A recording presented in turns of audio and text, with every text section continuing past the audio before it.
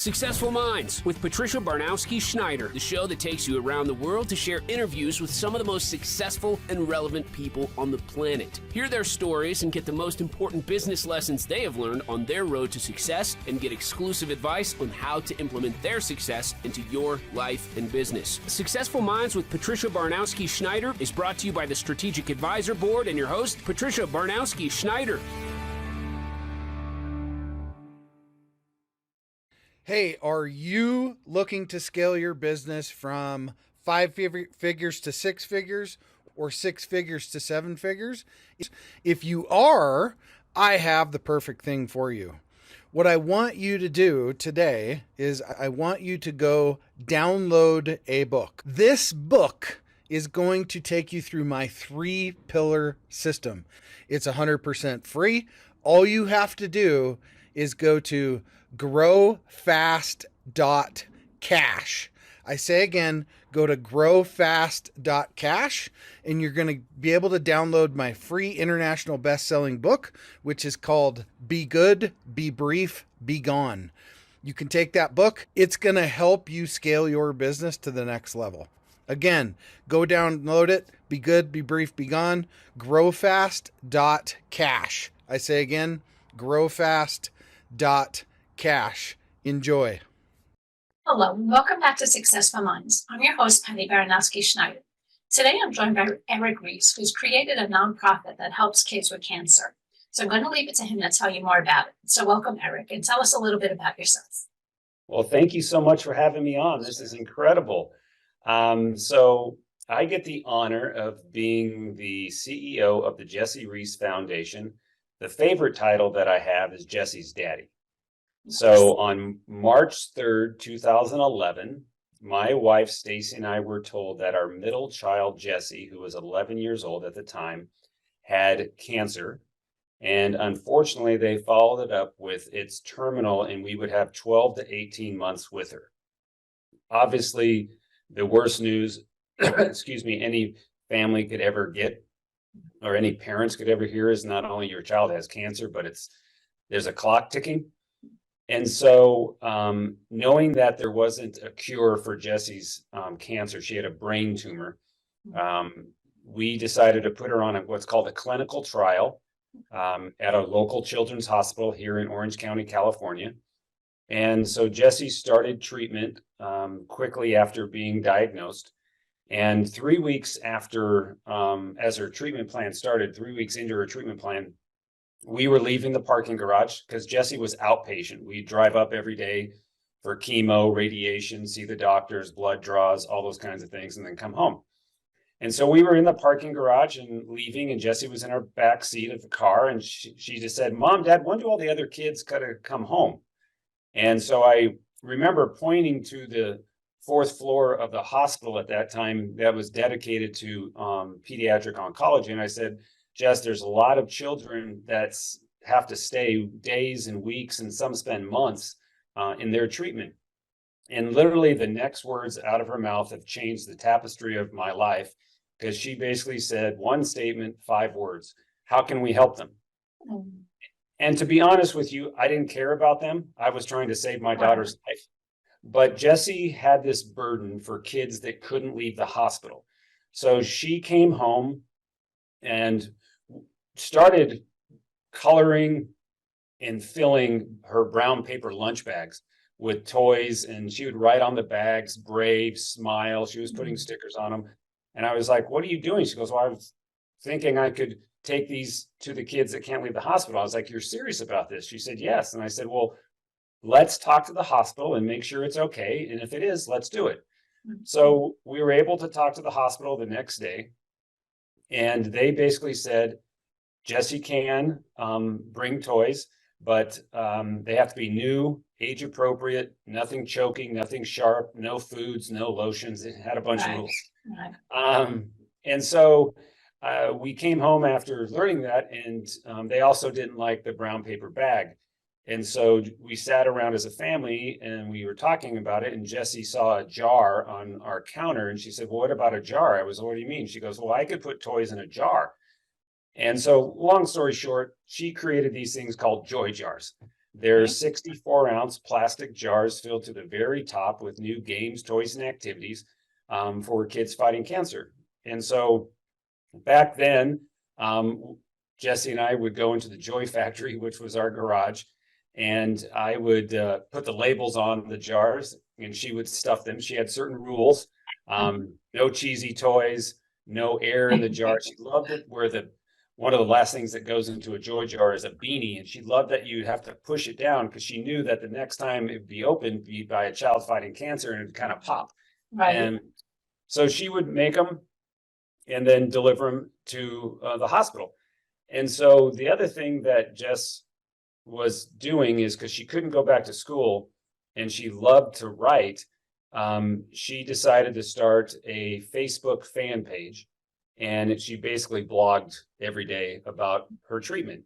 And literally thousands of people started following her. And more and more hospitals started to learn about them. And so due to the initial demand for these Joy jars, my wife and I decided to create a foundation. And we asked Jess, do you want your foundation to be about cure or to be about care? And she said, care, Daddy. And so the Jessie Rees Foundation does not cure cancer. We focus on curing bad days caused by childhood cancer. And that's what Jessie wanted. She also created her motto, NEGU, N-E-G-U, which stands for never, ever give up. And she would encourage the kids to NEGU, where she would meet them and also through social media and stuff. And unfortunately, on January 5th, 2012, Jess moved to heaven. And we then decided to sit down with her older sister and younger brother and basically just say, you guys, we're so sorry that the last 10 months and 2 days, you guys have kind of been on the sidelines. We've done our best to keep things as normal as possible, but we want you to help us make a decision. Do we close the chapter and close down what Jessie started, or do we continue and write a new chapter? And Jessie's big sister said, Dad, Jessie's motto was never, ever give up. How can we? And so we all decided, the four of us, we put our hands over the island in our kitchen and said 1, 2, 3 for Jessie. And we decided to keep spreading joy to kids fighting cancer. We believe at the Jessie Rees Foundation, every kid fighting cancer deserves joy, the opportunity to smile, and be encouraged to never, ever give up. So that's what we do. Now that we're at the end of 2023, we've now sent out 475,000 Joy jars to kids fighting cancer in all 50 states and 53 countries. And why we celebrate that, we realize that still 400,000 children are diagnosed with cancer every year. So I can't wait for the cure people to put me out of business. That'd be a great day. But until that time, we're on a mission to spread joy, hope, and love to every child, their family, because childhood cancer impacts the super sibs and impacts the parents. So we have a bunch of programs and support that we offer to these families. So that's a little bit about who the Jessie Rees Foundation, how it got started, and what our mission is. That's amazing. Well, first, so sorry for your loss, but she sounds like such an amazing girl with such a big heart and a loving family that wants to keep this going for her is amazing. And I love the idea behind, you can't find a cure, but I like that she wrote a diary because no one knows exactly what you're going through. People know what they read in a book or whatnot. Like I went through a situation, nothing even remotely close as hers, but it was like a sucky situation for me. And I wrote like a daily diary about what I was going through. And one of the things that I always said was that I wish I had somebody, even just giving like a joy jar, something to help you throughout that. Like people always thought you wanted these big, no, you just want something little, put a smile on my face, something different. And what she's doing, because she's in that situation. So it's not what you read about or what you saw on TV. She lived it and knows what other people are feeling. And, how many other kids don't have family or, if they're going to the hospital every day, they don't have the time for that. Like I've heard of other people where the parents would visit once a week sort of thing. So her heart went out to them. And I think that's just so amazing. And I think she's looking down on you now saying, thank you so much, because she loves this. I mean, it's just amazing. I'm proud to be your dad. Yeah, I don't blame you at all. Now, I guess on a business side, what were some of the initial challenges and obstacles you faced when starting the nonprofit, and how'd you overcome them? Oh gosh. Well, so when Jess was fighting cancer, and prior to her getting cancer, I was a pastor at a very, very large church here in Orange County. And so I never had known about creating a foundation, raising money, finding volunteers. Um, and so our initial challenges were trying to, one, we had to move the Joy Factory out of the garage. Um, and so that was the first thing, is where can we move it and can we afford that? Then trying to build out the board of directors, trying to surround myself with strengths that I don't have. And then, to try to get the message out that there were volunteer opportunities so we could keep the joy flowing. So we did move to a small little facility and were able to, thankfully, a gentleman that was at our very first gala in January 2012, right after Jess passed, we decided to keep the gala and keep going. Came to me afterwards and said that he knew of a family that had a family foundation, and they were able to provide us some initial funding so we could actually hire 3 part-time staff. Because I was still working, my wife was still working in our other jobs at that time. And so really the challenges initially were, for us as a family, was just grieving. I mean, that was like, and grieving continues. Yeah. But that was a big challenge. But just organizationally, it was getting the right people, finding the right people, trying to get the message out, trying to make sure we could, keep the joy flowing to kids fighting cancer, and then try to build relationships with more children's hospitals, Ronald McDonald houses, oncology camps, and all the different places that children that are fighting cancer, because I can't go to Google and download a database because of HIPAA. Right. But we know that they're there. So what we decided to do is start with, well, what do we know? We do know, because of the internet, where every children's hospital is. And we do know where Ronald McDonald's houses are. So we started building a database and started reaching out to them. Those are some of the initial challenges that we had, going forward as we started, is finding space, finding leaders, building out the board, trying to figure out fundraising, and trying to rally volunteers to help us. Yeah, I mean, unfortunately, in life, nothing's ever easy, and there really is no instructions on how to do this stuff. So, I mean, really, finding people who've done it before, like a mentor, so to be, can help guide you. And then I'm sure there's 1,001 loopholes that you have to go through, and red tape and blah, blah, blah. So they don't make it easy, but I'm glad that you were finally able to see it through. And, getting volunteers, it is unique. Like, I'm in New York. Years ago, I wanted to volunteer, I wanted to volunteer. Do you know how hard it is to do that? It was, I mean, the last thing I was finally able to do was volunteer in a hospital. And I had to go through so much training. I had to get shots for everything. And then I'm like, okay, I wanted to volunteer with the babies. No, I was specifically put in one corner. It's like you have people willing to help, but it's just so much involved. So I'm glad that you were able to get through it all, because they don't make it easy for you, that's for sure. Yeah. So now, over the past decade, how has the Jessie Rees Foundation evolved and grown, both in terms of the reach and impact on children with cancer and their families? Well, so first off, what started with Jessie was her joy jars. And on her 12th birthday, so April 8th, 2011, she had told my wife, Stacy, and I, she just said, how great would it be if every kid fighting cancer received a joy jar and was encouraged to never, ever give up? And so after Jess passed, that phrase, which has become what we call Jessie's wish, continues to inspire me, because the word that I'm challenged by is the word every, because she didn't say every child at Children's Hospital of Orange County. She didn't say every child in California. She just said every. And then, to be honest, I didn't say, what do you mean by every?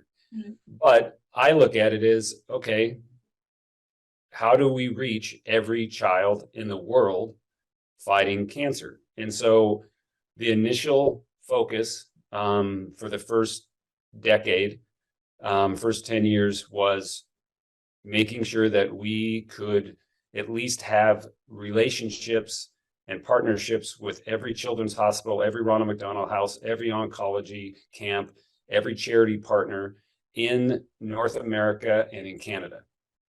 And so we started building relationships, building out how can we find these children and make sure that they receive a joy jar.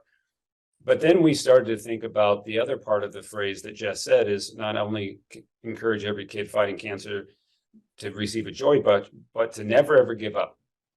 And the phrase "never ever give up" is it's like mental health. It's a way to be inspired, perseverance. And I learned that from a hospital, a children's hospital in Indiana, which was a research hospital. There was a report put out back then called the resiliency factor. And this study had shown that a child fighting a terminal illness has a higher resiliency, meaning ability to fight, mental strength, if they receive continual stimulus from 3 circles. So their parents, their friends, and the general community. And so we're part of that 3rd circle. And so then we sat back and said, well, then how do we start to build deeper relationships with these families? And so joy jars, from a strategy standpoint, are our tip of the spear. It's what gets us into the hospitals. It's what allows us to start relationships. Inside every joy jar and inside the boxes and all the other marketing that we do, we encourage families to come to our website and join what's called Club NIGU. Now, obviously, nobody wants to be part of this club, but when you hear your child is fighting cancer, you're glad that there is a group of other people that you can receive support and encouragement from. And so Club NIGU is an 18-month encouragement program that has a monthly boost that goes out to either the courageous kid, the super sibs, or the parents. And so in our mind, the joy jar starts the relationship. Club NIGU helps start to strengthen it, and it continues to do that reminding of the never ever give up mindset. So then we sat back and said, well, how could we remind them every day to never ever give up? And so we created an app called iNIGU. Anybody can download it, but after 3 days, if you're not in the network, you get kicked out because the content is what is designed for families and kids that have been impacted by childhood cancer. So what Club NIGU does is it drops a daily video to kids from celebrities, athletes, the Jessie Rees Foundation.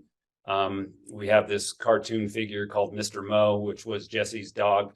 And what it does is it continues. So Joy Jar starts the relationship, Club NIGU strengthens the relationship, and iNIGU sustains the relationship. So now we're really able to try to help these families grab onto that mindset to never, ever give up, keep fighting. We're cheering for you. Mm-hmm. So then we sat back and said, well, wait a minute. Unfortunately, not every family has a great ending. And so what can we do for those families? So we created a program called Memory Canvases. They're 30 by 30 inch wrap canvases that we customize for the grieving family to help them have something to put in their home to remember their child about, because all I have is memories and photos, like the photo behind me of my wife and I and Jessie. And so we wanted to make sure that those families were not forgotten. And the theme, never ever give up, takes on a whole different mindset after you've lost a child. For example, divorce rates are through the roof of families when they lose a child. We don't want that to happen. So how can we continue to be an encouragement to those families? Then as we continued down this path, we learned that families need financial support and to help them. And so we do a program, we do a fundraising efforts in September and October and November every year for our program called Hope for the Holidays. And we've now given out a little over $3 million to families. And what we do is we identify families that are in Club NIGU that could use a boost of joy. and they get $1,000 check, and it just helps them. So I guess going back to your question, how have we grown over the last decade is we've stayed clear on the mission. We've built larger distribution in terms of reaching out, making sure we can keep the joy flowing to the right audiences. Obviously, we've done a bunch of other fundraising efforts and different types of things, but we've also built into our strategy additional programming to help support Jessie's original request of making sure every kid in the world fighting cancer receives a joy jar and is encouraged to never ever give up. So 2 years ago, we launched Operation Global Joy, which was a four-year campaign that we're just now, in the second year in, that basically said by the end of 2025, so I've got 2 more years to figure this out, along with a bunch of other wonderful people that are way smarter than me. But again, because we don't know every child's name. But what we're doing is taking the same practices that we took initially, and we've just finalized our database to know every children's hospital in the world. And so by the end of 2025, we want to be able to say yes to any request for joy jars in the world by a family or by a caregiver. And so we still have to figure out pipeline distribution. We have to figure out, a lot of funding because shipping is our biggest cost when it comes to international. But those are some of the things that we've done over the last decade, and kind of looking forward of where we're headed to try to honor, Stacy and I honor our daughter and keep the mission moving forward and continuing to help these kids, again, receive joy, smile, and be encouraged to never, ever give up. Wow, it's such an amazing story. Now, it is true with it's easier said than done when you're suffering or dealing with something to say never give up, especially if it's uncomfortable. Like I know people who, went through chemo and all that, and it's not a pleasant experience. It's hard to say don't give up. But Right. I knew somebody who had breast cancer, and she's, knock on wood, totally fine today. But when she was going through the process, I think the doctor had said, well, if this works, and she had cut him off and said, what do you mean if it's gonna work? I'm gonna be totally fine. He said, well, because of that attitude, it will be. Not to say that that's why, but just that positive attitude makes a big difference. You just, whenever you're dealing with something bad, you just think positive. It's easier said than done, but that's amazing that she's trying to help people to say, okay, just think of the bright side, it's not easy. Yeah, great point. Jessie used to say, Dad, I feel lonely and limited. And limited was based off of what cancer was doing to her body, because she was a very accomplished swimmer. She was very active at school, very active in our church, and she couldn't go outside. She, at one point in time, she couldn't even walk up the stairs. But the lonely side is always something that also haunts me, because I don't believe any child, no matter if they're fighting cancer or not, should ever feel alone. Alone is a dark place. And to be able to at least do our best to help these families know they're loved and that they're recognized and that they're not alone, I think does a lot for these families. Again, mental toughness, mental strength, to know that they have a community around them, cheering them on and trying to support them to the best of our abilities. Right. Yeah, because you can have the best friends around you, but unless somebody's in your shoes that knows what you're feeling, like you do feel alone, because it's kind of like, how do I even explain what I'm feeling? How do I even explain, but her wanting to, she knows this, so her wanting to make everybody else feel that I'm here with you, I'm connected, I'm giving you this, that's why sometimes even with a lot of illnesses or whatever, they'll have like groups, say Facebook groups or whatever, which kind of makes you feel a little like you're not alone. Like you can talk to people who've been in those shoes or who are dealing with it, who maybe you're struggling with something like, oh my God, I don't even know how to help my kid. And someone else could say, I know exactly how you feel. I've tried this, whatever. But you feel that support, and it is true. It's hard to not feel alone when you're dealing with something that there's millions of people out there with cancer, but the reality is not everybody knows what that's like. You only know what you see on TV or what someone says, but no one's painting, they're going to paint a rosy picture. They're not going to tell you Sure. the sleepless nights and how helpless you feel when you can't help your daughter. Oh, It's, sure. Looking to grow your business beyond 5 figures, 6 figures, 7 figures plus, what I want you to do is go download this book. The title is called Be Good, Be Brief, Be Gone. It will help you grow your business past 5, 6, and 7 figure. Go download the book today. Growfast.cash. I say again, growfast.cash, and download the book for absolutely free. Yeah, I another give you all the thing, credit. as thinking back to your question about over the last 10 years that I think is important to also kind of highlight. We've been honored to have a lot of influencers and ambassadors want to support and encourage kids fighting cancer. Behind me, you'll see a bunch of covers of Sports Illustrated, and they're all professional athletes that wear our NIGU bracelet. That's awesome. And so, to be able to have a lot of people choosing to graciously, we're very honored that they would be ambassadors, Right. because, chances are before we got connected, you had no idea who we are. Right. And so, we're still trying to build a brand. We're still trying to build awareness of who we are. We're not at the level of, Susan G. Komen. Everybody knows when they see pink, they think of Right. breast cancer. Right. Not every time that people see the color gold, which is the color that's designated to childhood cancer, that means childhood cancer. So, constantly finding ways to create awareness for everybody in the fight. Right. And there are some other amazing charities doing amazing things for kids fighting cancer, and we applaud them. Right. Because it's not about us, it's about the kids, and Right. we play our part, everybody else plays their part, and hopefully at the end of the day the families have the support they need to keep going. It's just so amazing. Obviously balancing personal grief and demands of running a nonprofit are challenging. So how have you managed to stay focused on your mission while honoring Jessie's memory?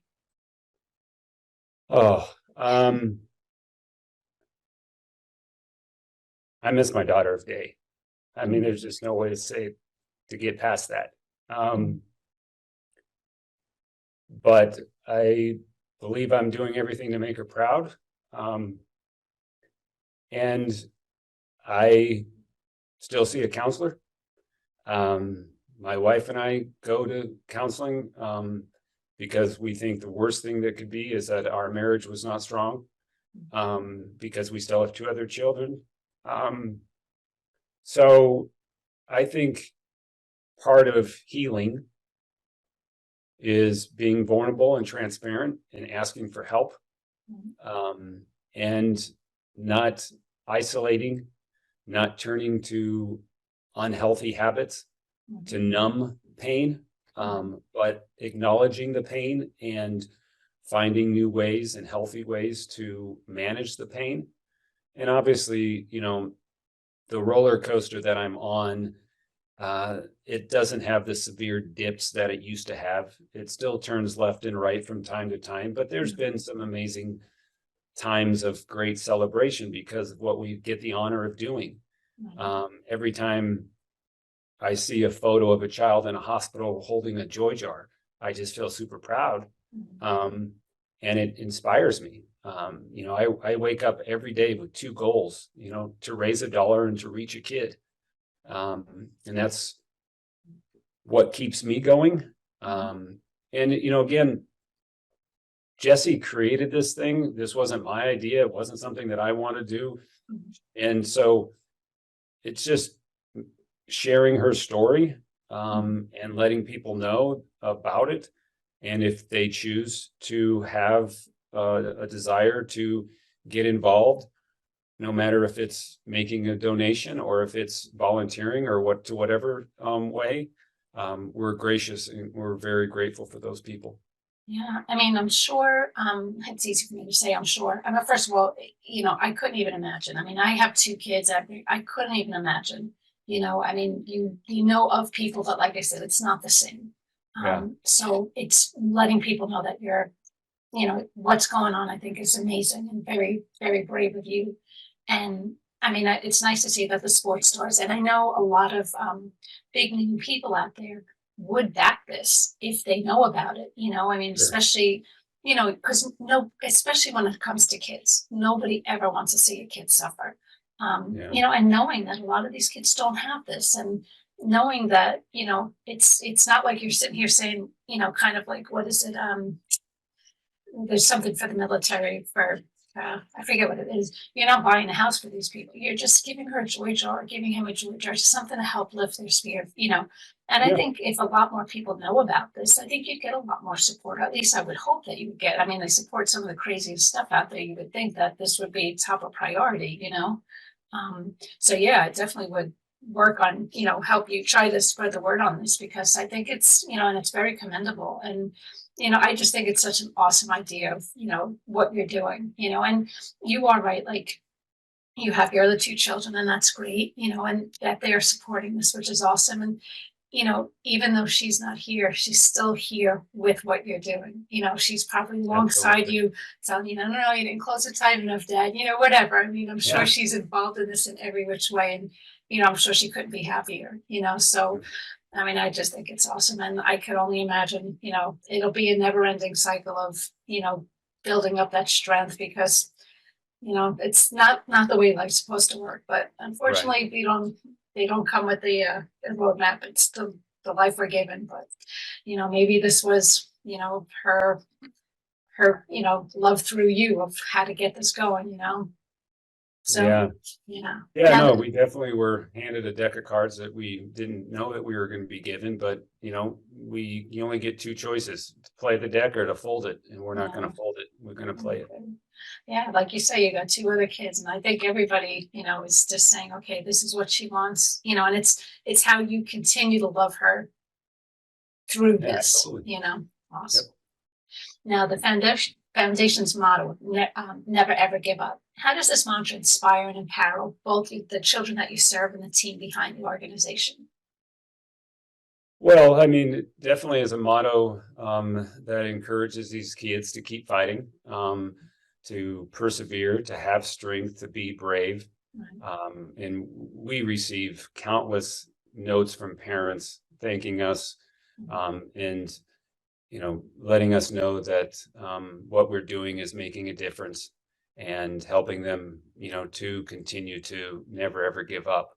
Mhm. And again, it's just trying to provide that positive light in a dark time. And so to me, it's a it's a great message that everybody can live by. It's not just for kids fighting cancer. And so we try to encourage everybody, obviously specifically in the childhood cancer space, but the motto of continuing no matter what life throws at you, is a motto that everybody can embrace. Yeah, I mean, if there's one thing I've seen is life, you never know what it's going to throw at you. I mean, you can have the perfect life, and bam, blink of an eye, something changes. Yeah, Um, it's none of it is ever easy, but I've seen a lot of bad stuff with other families and stuff, and it's hard again when you're dealing with that to just say, how do I not give up? It just feels like everything was taken away. It's hard. So I guess knowing that you're not alone, that there are people who've been where you yeah, are, and just to help together, because sometimes you have to build other people up because they just have nothing left. You just reach that yeah. point of where, so it's I mean, that's just, I think it's totally amazing. And I mean, No. in terms of I guess getting more, like, I mean, I guess more help. Does the hospitals help spread the word on this? Do they? Yeah, obviously they're dealing. I'm sure they have like their rules and regulations, but you would think that they see the suffering. You'd think they'd say, well, hey, you're somebody.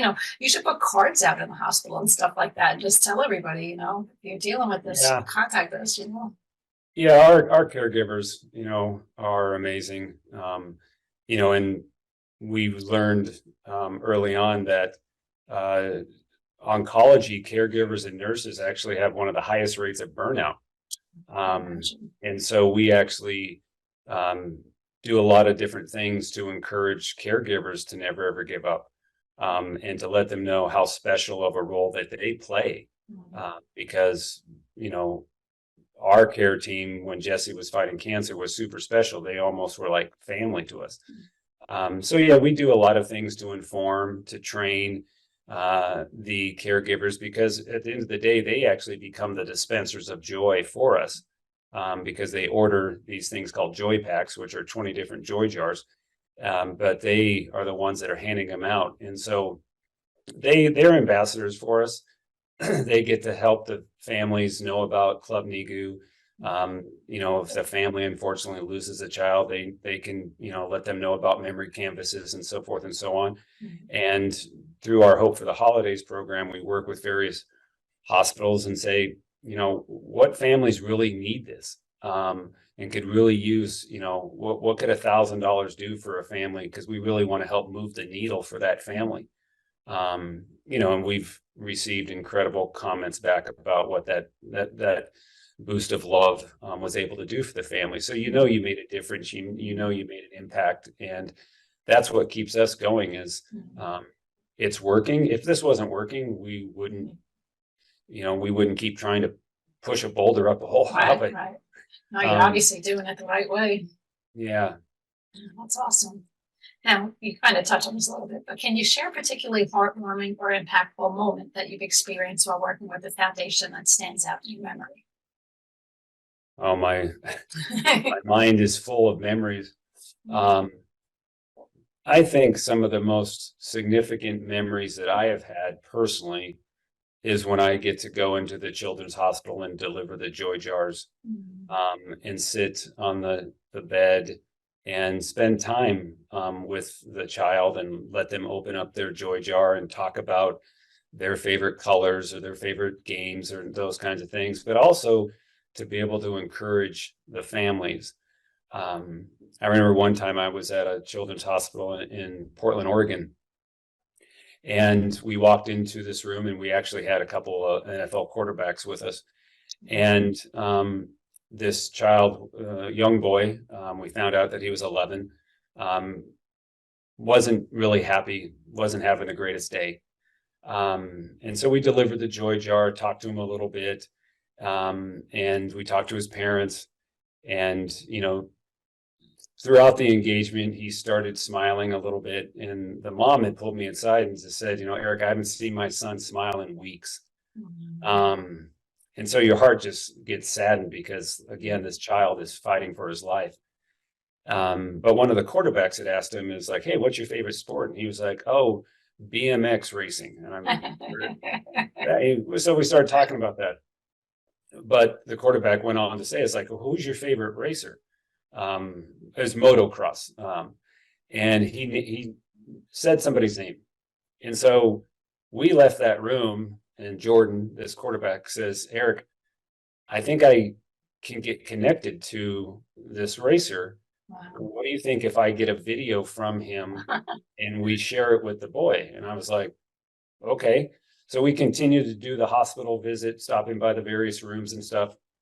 We get in the car in the parking garage, and Jordan gets a text, and it's a video from this motocross. So he's like, we got to go back up. And so we went back up, and it was just incredible to see the child feel inspired. And again, the family was super, thankful.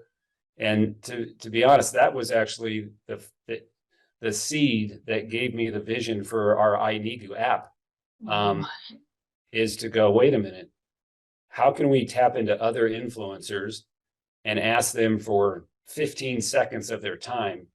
And then how can we utilize that and populate a platform that delivers those drops of encouragement every day? And so that's one memory I have. But being able to be a dispenser of joy in the hospital, and encourage and hug and spend time with the families is very important to me. Yeah, I could just imagine that poor boy. He must have, you probably just made his world, Oh, yeah. Like you say, it only takes a couple seconds, and I think so many people out there, I don't care how busy you are, you can spare 15 seconds, I'm sure the kid would love to go see you in person, but they can't, Right. But you're delivering that. That is so awesome. Yeah, and that's when we started thinking about how do we start to tap in and talk to these influencers and these celebrities and stuff that are so busy.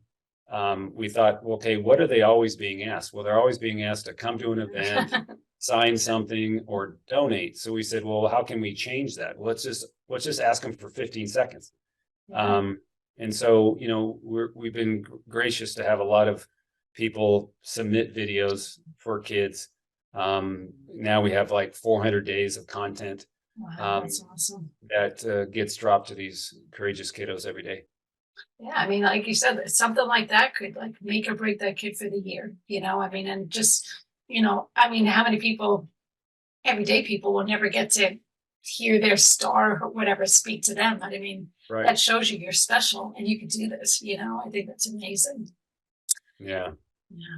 Now look to the future. What are your aspirations and goals for the Jessie Rees Foundation? And how do you envision the foundation continuing to make a difference in the lives of children with cancer?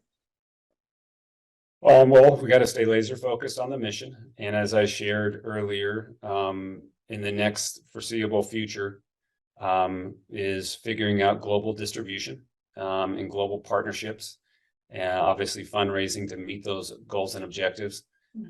So that's a big initiative for us as an organization. So I will at least have peace to know that I did everything along with the team to build the strategy and the system to encourage every kid fighting cancer to never ever give up. Because again, I won't ever know everybody's name, but we can at least work with every children's hospital in the world. Right. So that's a big thing for us. We also had this program that we called Breakaway Adventures, where families could come and have time at Disneyland, because we live in Orange County, California, and every kid loves Disneyland. And then we were sending families out to various places to stay and have a free vacation utilizing VRBOs. And so we sat back and realized how many dollars we were spending. And again, it did its purpose for these Right. families. But so we actually did a capital campaign for what we call our House of Hope, which is our first home. We just opened in October 2023. It's in Palm Springs, California, which is a very warm, nice place to visit. And it's surrounded within two hours, 5 major children's hospitals. And so what we now can do through the House of Hope is to be able to send more families there for a free vacation, also couples to refresh their marriage, that they've had a child that has fought cancer, because we realize marriages take the back seat during that time. Right. And then also give caregivers a chance to have a breakaway from their schedule to just renew themselves, have fun, do whatever. And so our hope is, as we look towards the future, is that we will continue to open up other strategic House of Hope locations, and be able to help more and more families. For example, in the state of Florida, there's 15 children's hospitals. And so we are starting to think through parts of that area. Again, it's a destination place as it is. So those are a couple of things, global, and then being able to provide these families with these wonderful breakaway vacations to, again, laugh, smile, create memories. Because all I have left of my daughter is memories, and not saying that every family ends up like me. Thankfully, they don't. But memories are important. Yeah, for sure. It's just amazing. I mean, anything else you have going on that you want to talk about? No, I mean, every year we, start at zero, trying to raise money and reach kids. And, in 2024, we're committed to sending 50,000 more joy jars out. And so every one of those jars costs us $25 to stuff and send. So obviously raising money is, top of priority, and continuing to, make sure that we gain more ground in children's hospitals so we can distribute the joy to the kids that need it. So everybody out there, donate. Yeah, Doesn't please. take much. Yeah. NEGU.org. Yes. NEGU.org. And so how could people learn more about you or contact you?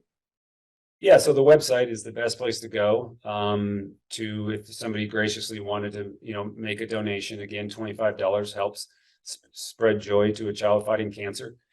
There's all kinds of other ways. There's ways to get involved, no matter if you're here or in some other part of the state. We have various programs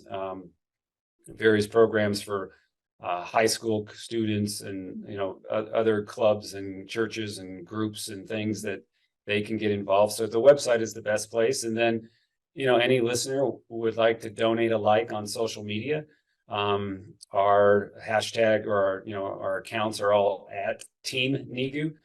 And what's good about that is you can follow along and, help cheer on these kids and see the impact that is being made. Because it's really important to Stacy and I that we show that we're doing what we're committed to doing. We're grateful that 85% of every dollar that's donated goes to our programs, and that's just super important to us. And not only honoring Jessie, but I think that's just the right thing to do, is make sure that the money goes towards the mission. And so that's been very great. But no, anybody could jump over to our website, again, negu.org, or follow us online at Team NEGU. Awesome. Well, thank you again for being on the show. Again, everyone. Thank you. Thank I'm you. just very honored, and it's been a great conversation again. But thank you for having me. Oh, it's my pleasure. I mean, it's such a heartwarming story, and it's one of those things where, while it might not have had a happy ending, it still has great a happy ending in this sense, where she's still living through this, and just it's growing, and I think this is so amazing. And one of those things where I don't know the exact statistics, but you're helping, probably millions of people across the world with this. And again, I can only guess what they feel, but until you're in those shoes, you have no idea. And you've been there and you're helping them, and you see all this other stuff, and nice to see that there's something actually real out there that's going to help people and affect them in a way that there's nothing else out there that's going to do that. So I think it's amazing. Thank you. So thank you again for listening. This is Successful Minds with Patty B. Never miss an episode by subscribing. So thank you again.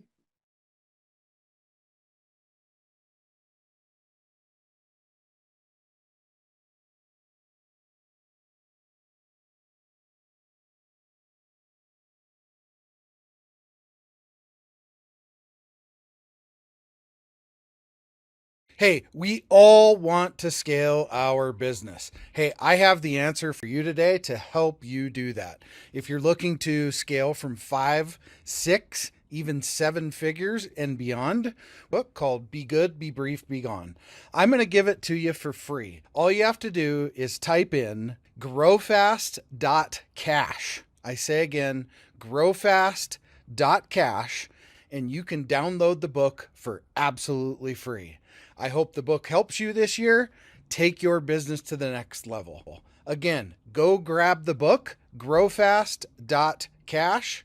I say again, growfast.cash. I wish you the best, and grow, scale, and win. Thank you for listening to Successful Minds with your host, Patricia Barnowski-Schneider. Please leave your feedback and visit strategicadvisorboard.com to get the latest and greatest business advisement on the planet. Follow us on social media for updates, and we'll see you on the next episode.